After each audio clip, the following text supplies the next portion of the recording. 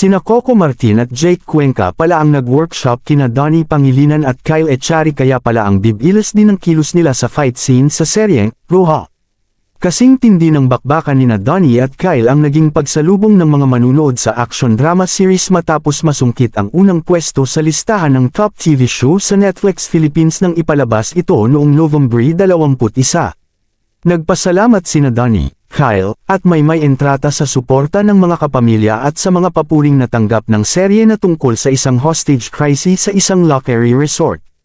Ayon sa ilang komento ng netizens, swak sa kanila ang mabilisang mga plot twist at pasabog na pakikipagbakbakan ng mga bida. Sobrang worth it. Ang saya. It's like going to a set full of people that are super hungry to work. What an experience it has been so far. Gusto namin magpasalamat sa lahat ng kapamilya na nanood. Kwento nila noong Star Magical Christmas 2025. Sa action scenes ng dalawang bida ay nakakuha sila ng tips at acting workshop mula kina Coco at Jake.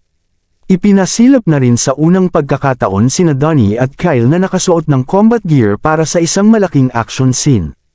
Para kay Donnie, isa sa mga mahahalagang natutunan niya mula kina Coco at Jake ay kung paano humawak ng baril na may kasamang astig na nararapat para sa eksena.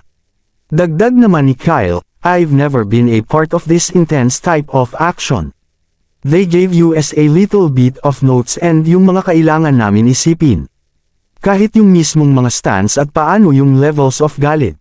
Ipinakilala na sa unang mga episode ng Roja, ang mga karakter ni Liam, Donnie, at Olsen, Kyle, dating mag-best friend na naging mortal na magkaaway.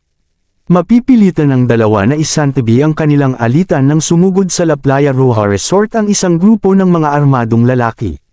Subaybayan ang maaksyong bakbakan sa Roja, gabi-gabi ng 8:45 PM sa Netflix, Iwan, at sa Kapamilya Channel, A2Z, TV5, at Kapamilya Online Live. Mapapanood din ito sa labas ng Pilipinas sa pamamagitan ng The Filipino Channel, TFC, sa cable at IPTV. Salamat sa panunood, like and share all right.